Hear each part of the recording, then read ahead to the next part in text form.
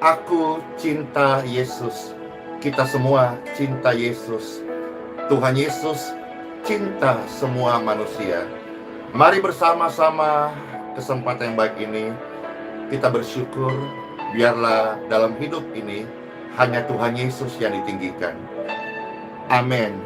Tuhan memberkati. Yesus, kami cinta Engkau, kami tinggikan, kami agungkan, kami kan memuji-Mu, baik di dalam suka dan duka. Yesus, kami cinta Engkau, kami tinggikan, kami agungkan, kami kan memuji-Mu, baik di dalam suka dan duka.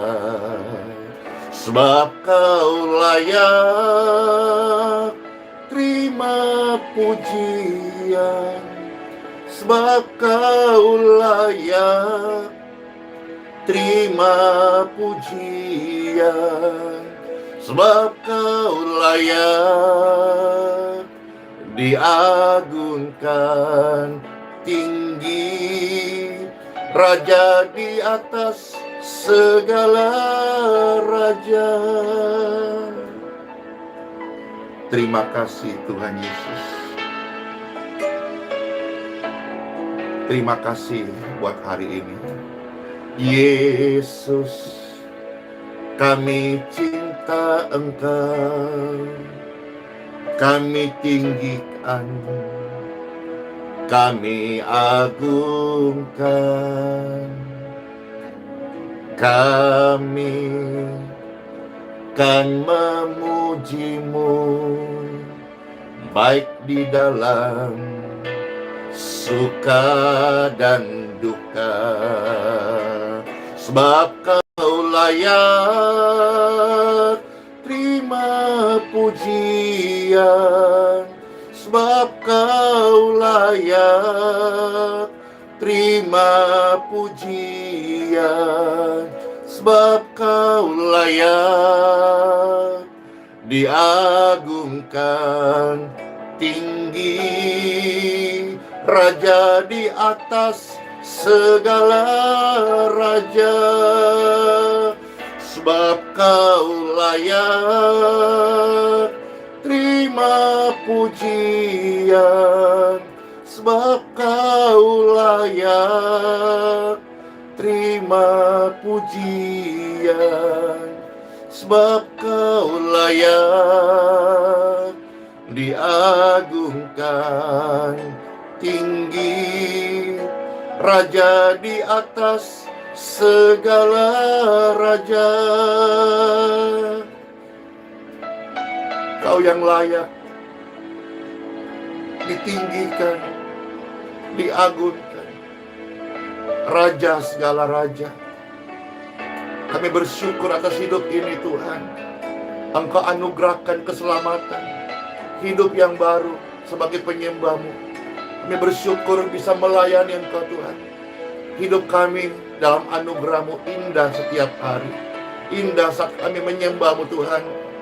Raja yang layak ditinggikan sampai selama-lamanya. Kau yang layak terima pujian Tuhan Yesus. Sebab Kau layak terima pujian, sebab Kau layak diagungkan tinggi, Raja di atas segala raja. Raja di atas segala raja. Raja di atas segala raja, Tuhan semesta alam. Engkau yang bertahta di atas pujian ini. Amin. Amin.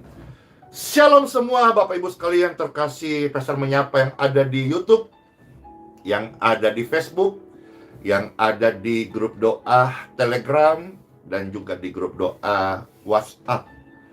Praise God forevermore. Glory to God. Thank you Lord Jesus. We worship you Lord. Amin. Amin. Amin. Kisah nyata bagaimana kehidupan si penabur rohani, si penabur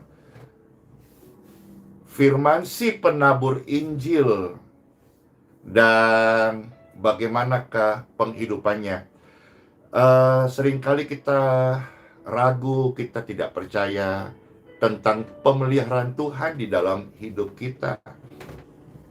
Baik Bapak Ibu yang masih bekerja penuh sekuler, atau saudara-saudara yang sudah terpanggil memberi diri sepenuh waktu melayani pekerjaan Tuhan.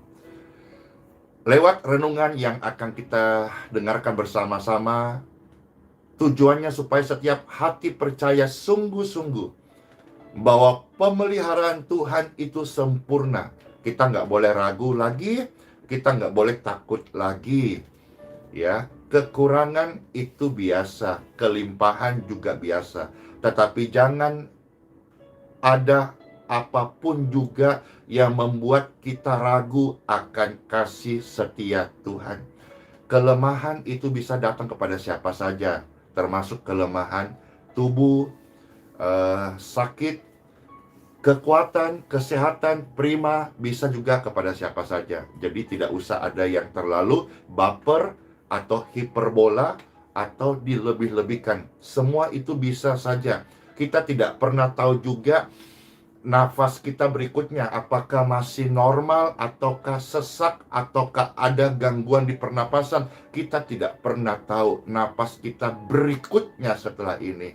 Tetapi jangan pernah berhenti untuk serahkan hidup dan percaya kita kepada Tuhan Yesus. Baik kesehatan, khususnya kita dengar bersama-sama setelah ini, bagaimana penghidupan kita. Tuhan itu hidup. Tuhan selalu sanggup dan bahkan Dia mampu memberkati kita. Yes, time for Bible. Dalam nama Bapa, Putra, dan Roh Kudus. Amin. Baik Bapak Ibu sekalian, kita akan bersama-sama mendengarkan firman Tuhan dari beberapa bagian ayat-ayat suci dalam Bible yang terambil dari 1 Korintus pasal yang ke-9. Ya. 1 Korintus pasal yang ke-9, kita lihat dulu ayat yang ke-7. Baik, yang akan Pastor bacakan saat ini, selamat mendengarkan dari Bible 1 Korintus pasal 9 ayat yang ke-7. Demikianlah firman Tuhan bagi Bapak Ibu sekalian terkasih. Kita pasti dikuatkan banget, pasti diberkati banget berkat rohani. Selamat mendengarkan 1 Korintus pasal 9 ayat 7. Siapakah yang pernah turut dalam peperangan atas biayanya sendiri? Ayo direnungkan dulu bagian pertama ini. Sebagian besar, rata-rata ketika ada sebuah peperangan atau ada prajurit berperang atau terjadi sebuah peperangan, itu pasti ada yang membiayai. Kalau misalnya prajurit dia berperang untuk negerinya, itu pasti negaranya membiayai. Ayo, betul nggak? Ini rema-rema yang sangat luar biasa loh, yang Tuhan kasih kepada Pastor Andy dan bagikan. Mudah-mudahan menjadi rema yang berguna bagi kehidupan kita selama di bumi ini, percaya kepada pemeliharaan Tuhan. Kita ulang ya. Siapakah yang pernah turut dalam peperangan atas biayanya sendiri? Jarang ya. Atau mungkin nggak ada kali. Iya, ini bicara soal temanya hak dan kewajiban rasul. Jadi kalau kita melihat, hampir tidak ada orang yang berperang atas biaya sendiri. Kalau dia seorang tentara, negara itu akan membiayai. Karena peperangan itu untuk membela negara. Nah, langsung kita petik nih remanya. Kalau kita sebagai percaya, kita anak Tuhan. Kita hidup di dunia ini. Percayakah kalau surga sanggup untuk mencukupi kebutuhan kita? Amin. Siapa yang percaya? Saya percaya. Saya hidup hari ini betul-betul karena percaya. Amin. Nah, kita lanjut ya. Siapakah yang menanami kebun anggur dan tidak memakan buahnya? Ayo. Biasanya dimakan kan, dinikmati kan. Hasil dari ladangnya ikut dong menikmati, meskipun bahasanya cicip-cicip, udah masak atau belum, udah matang atau belum. Atau siapakah yang menggembalakan kawanan domba dan yang tidak minum susu domba itu? Kira-kira ayat-ayat ini kita bisa terima dengan sederhana. Jadi penggembala domba, ya pastilah dia juga ikut menikmati susu dari domba itu. Sekarang kita lanjut Bapak Ibu. Ayat yang ke-11 ya. 1 Korintus pasal 9 ayat 11 sampai dengan ayat yang ke-19. Baik, kita akan selesai di ayat-ayat ini ya. 1 Korintus pasal 9 ayat 11 sampai 19. Selamat mendengarkan. Jadi, jika kami telah menaburkan benih rohani bagi kamu, nah inilah inspirasi daripada tema renungan, kisah nyata si penabur benih rohani dan bagaimana penghidupannya. Kita akan membaca ayat demi ayat sebagai inspirasi dan pencerahan pengetahuan iman bagi kita semuanya ya. Jadi jika kami telah menaburkan benih rohani bagi kamu, berlebih-lebihankah kalau kami menuai hasil duniawi daripada kamu?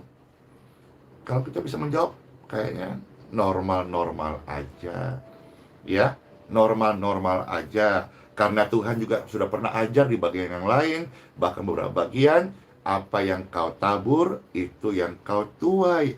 Jadi kalau hamba Tuhan ini sudah menabur benih rohani bagi orang lain, dia menuai hasil tidak berlebihan kok. Betul ya? Oke, lanjut. Ayat 12. Kalau orang lain punya hak untuk mengharapkan hal itu daripada kamu, bukankah kami, kata hamba Tuhan ini, mempunyai hak yang lebih besar? Seharusnya demikian, karena dia menabur, dia menuai. Itu lumrah, itu normal, itu wajar. Yang tidak wajar, tidak menabur, mau menuai, itu biasanya maling. Iya kan? Orang yang menabur, si penaburnya capek, dia tidur. Malam-malam si maling datang, ambil tanpa permisi, menuai tanpa menabur, itu bisa juga maling.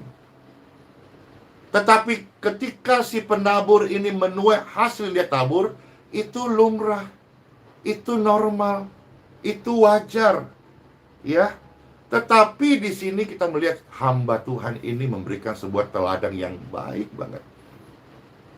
Tetapi kami tidak mempergunakan hak itu. Ini betul-betul hati seorang pelayan.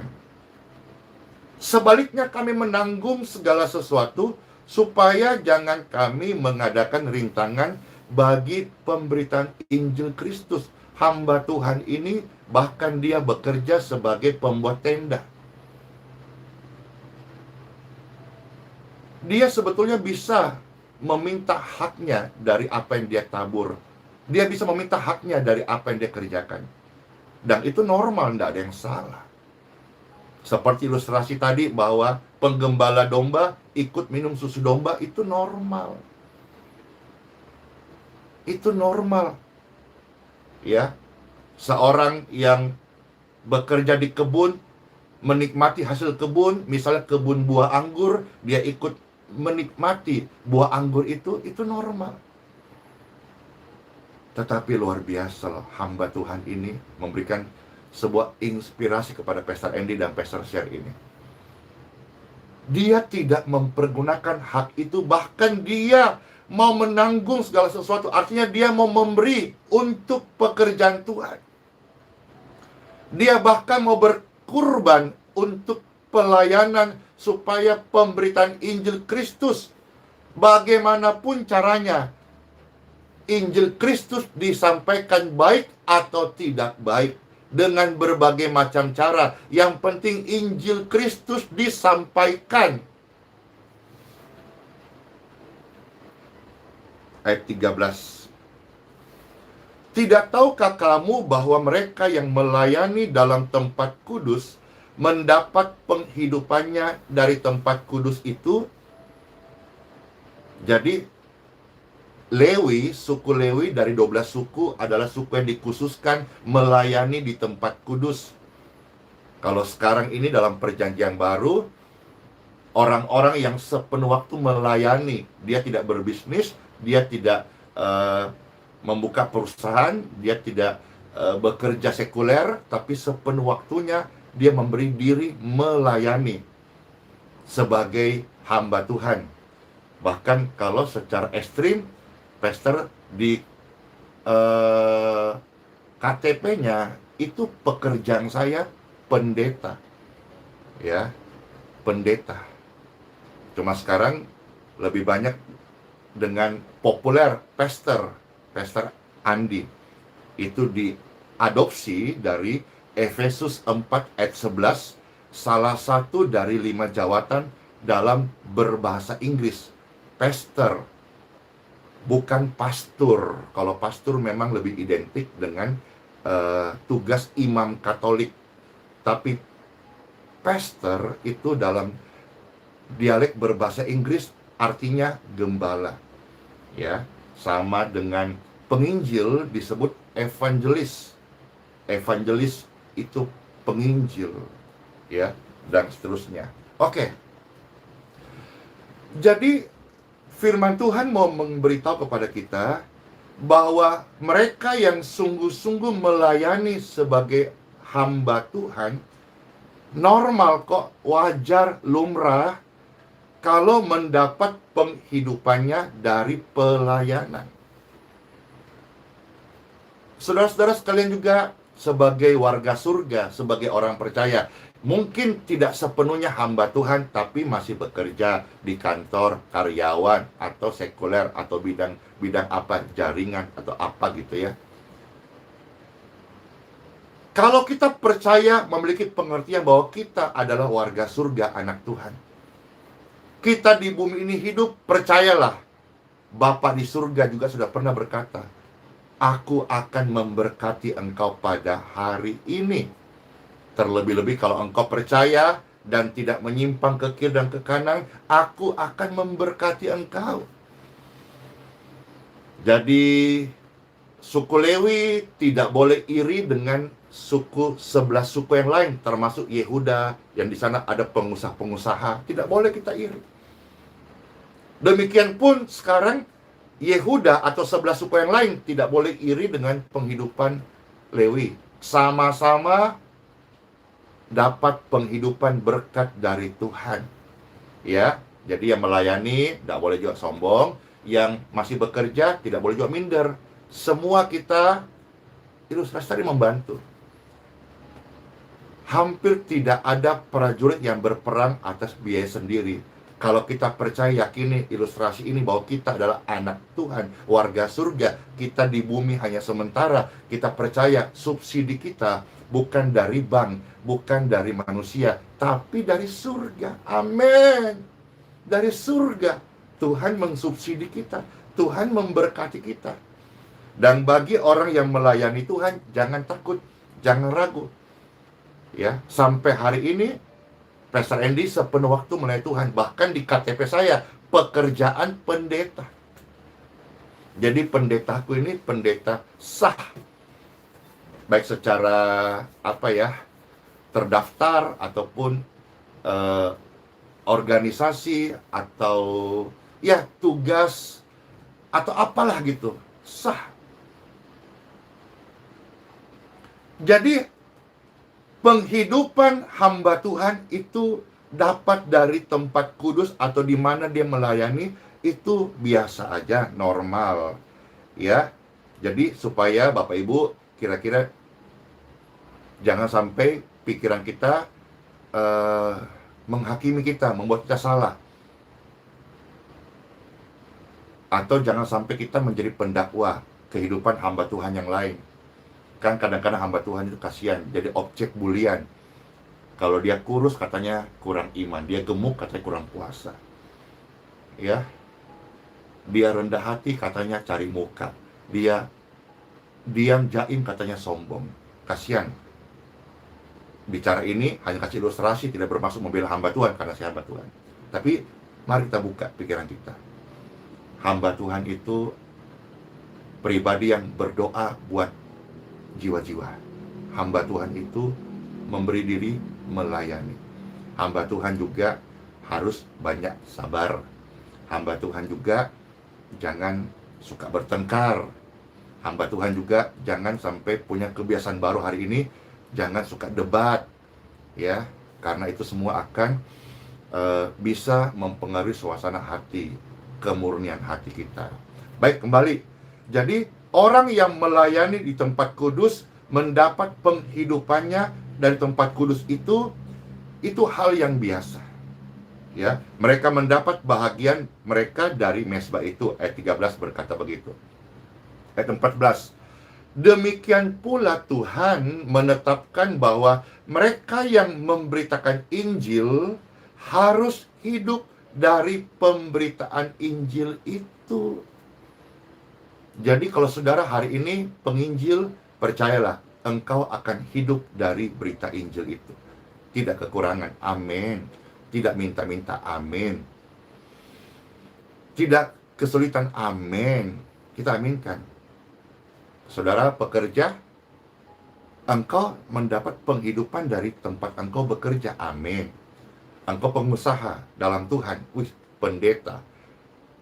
Jadi di sini misalnya ada England. Halo England. England ini pendeta. Sejak kapan aku jadi pendeta? Pendeta itu singkatannya pengusaha dalam Tuhan. Engkau akan mendapat bagianmu.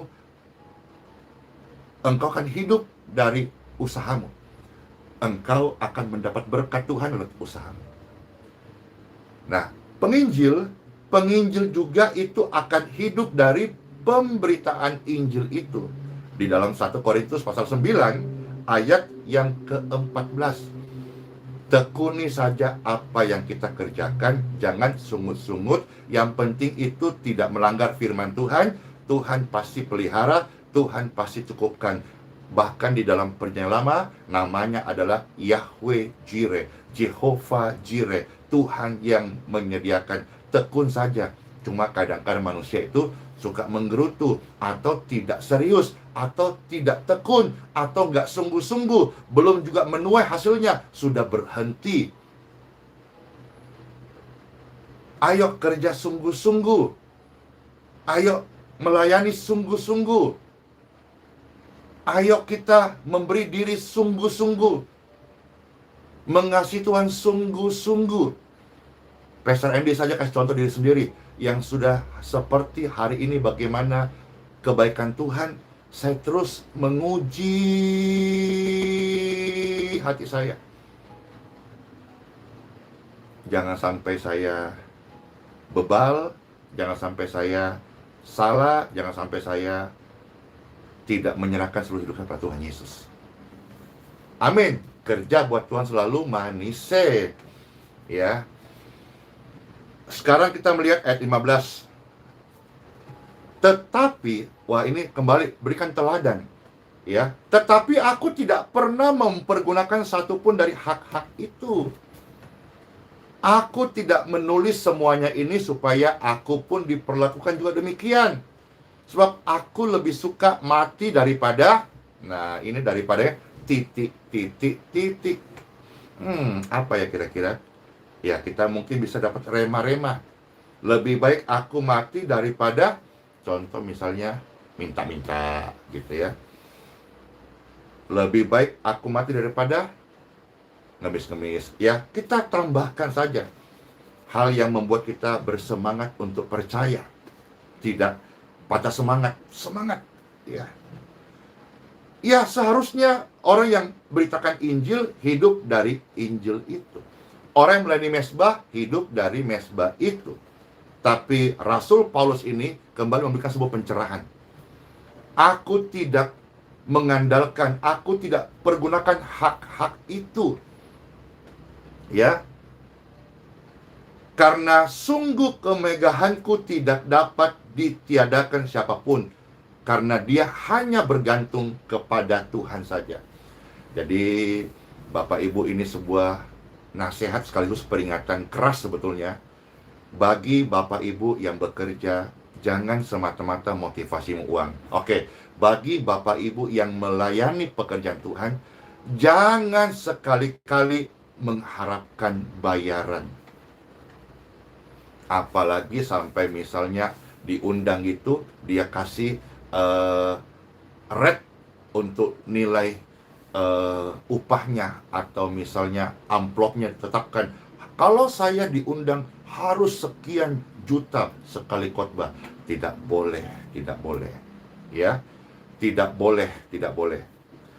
Melayani Tuhan harus tulus, harus ikhlas, dan bahkan kalau bisa kita berkorban.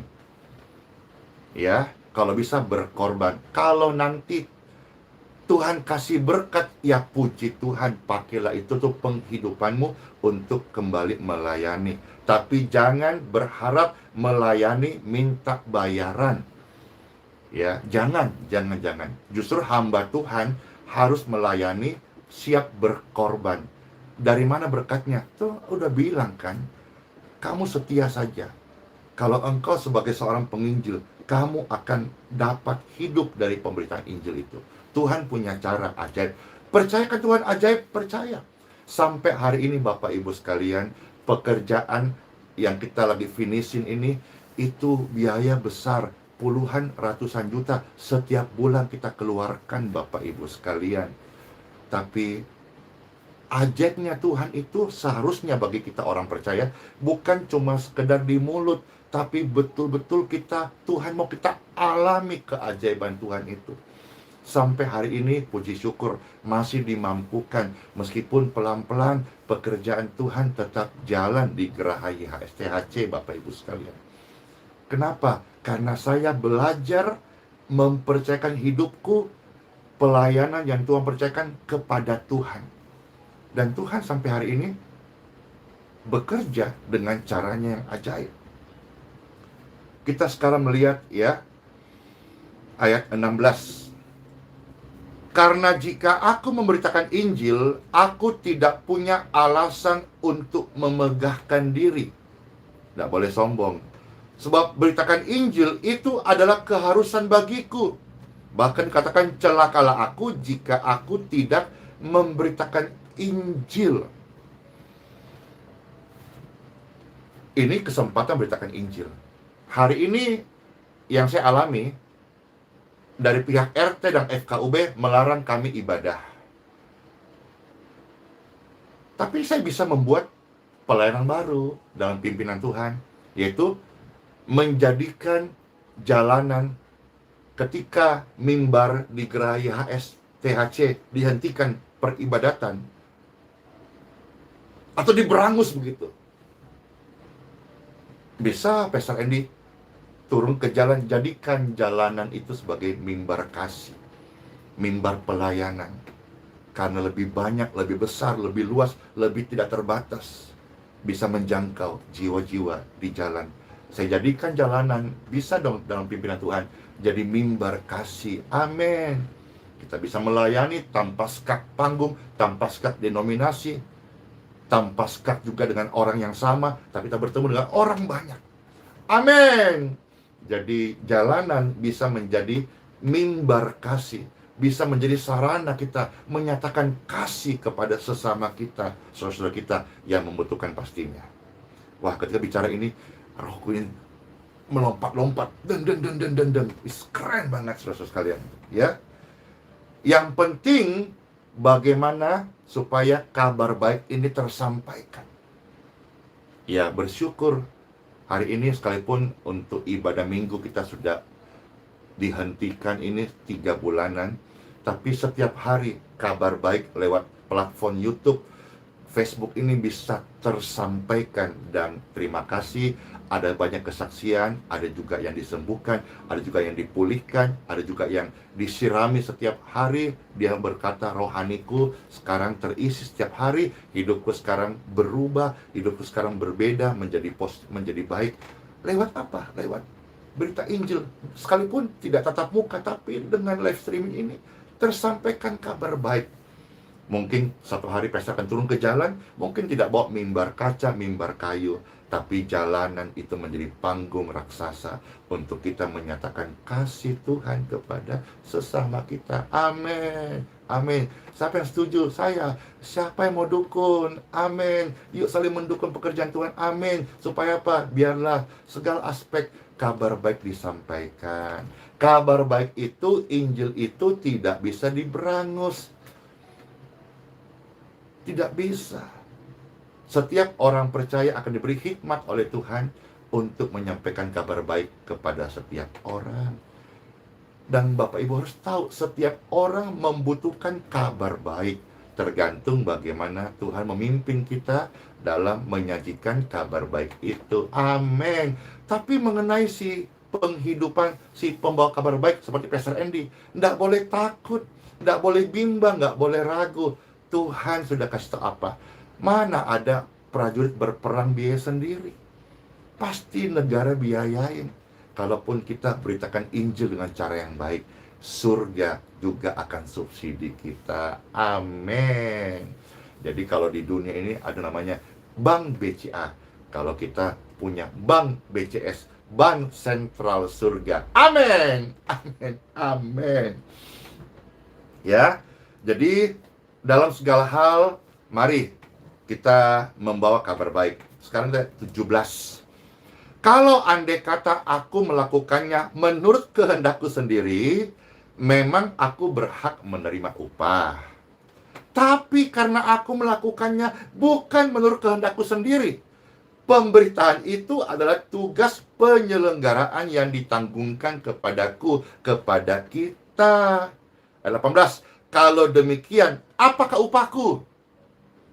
Sudahlah, melayani itu gak usah cari upah. Iya, begini, orang yang bekerja memang dia 1 bulan sekali punya gaji, penghasilan. Tapi coba terapkan hal ini. Bekerjalah bukan atas dasar upah. Itu pasti hasilnya lebih luar biasa.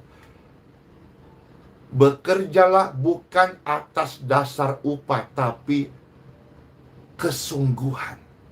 Itu pasti luar biasa. Kalau Bapak Ibu punya pimpinan dan engkau dilihat, itu pasti prestasimu berbeda daripada karyawan ataupun pekerja yang lain. Demikian pun Bapa di surga, kalau kita melayani Tuhan dengan sungguh-sungguh, bukan atas dasar upah, tapi atas dasar passion, hati, kerelaan hati. Wah, itu juga salah satu hal membuat Bapa di surga tersenyum. Amin, ya.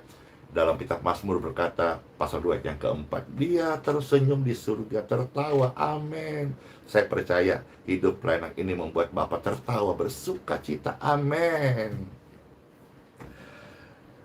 Kalau demikian, apakah upahku? Ayat 18 ya, dari pasal 9. Kalau demikian, apakah upahku? Upahku ialah ini, bahwa aku boleh memberitakan kabar baik tanpa upah, dan bahwa aku tidak mempergunakan hakku sebagai pemberita Injil. Ayat 19. Sungguh pun aku bebas terhadap semua orang. Aku menjadikan diriku hamba dari semua orang. Supaya apa? Supaya aku bisa memenangkan sebanyak mungkin. orang. Ini salah satu hamba Tuhan yang Pastor Andy teladani setelah Tuhan Yesus. Dia hamba Tuhan yang diberkati, tapi dia menghamba terhadap semua orang. Dia menghamba kepada semua orang. Kalau saudara melihat ayat-ayat berikutnya, ketika dia bertemu orang Yahudi, dia juga berbuat seperti seolah-olah orang Yahudi. Ketika dia bertemu orang-orang yang hidup di bawah hukum Taurat, dia berbuat seolah-olah hidup di bawah hukum Taurat. Tetapi tidak menjadi sama. Tujuannya jelas, supaya bisa memenangkan hati mereka. Ini hamba Tuhan yang diberkati Tuhan luar biasa, Rasul Paulus. Tapi dia memberikan hati yang menghamba kepada semua orang.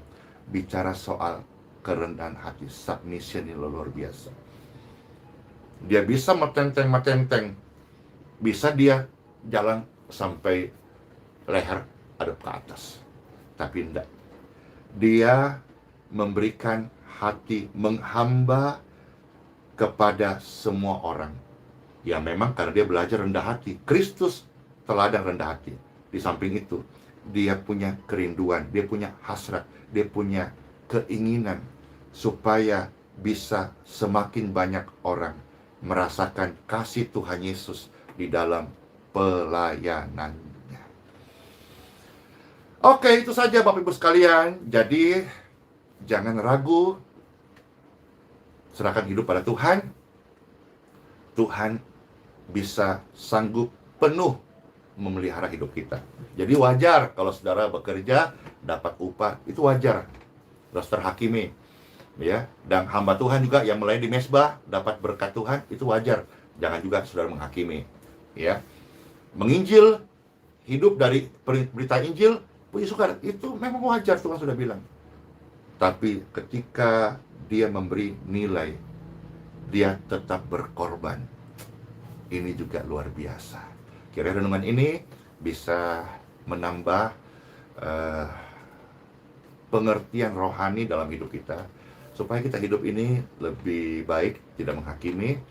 Capek kalau kita menghakimi orang lain, ya. Kalau dia sendiri hidup dalam berkat Tuhan. Ayo, semua nikmati hidup berkat Tuhan hari ini. Firman ini boleh menjadi berkat bagi seluruh pemirsa sekalian. Let's pray. Tuhan Yesus, terima kasih. Firman-Mu sudah kami dengar, Tuhan tolong.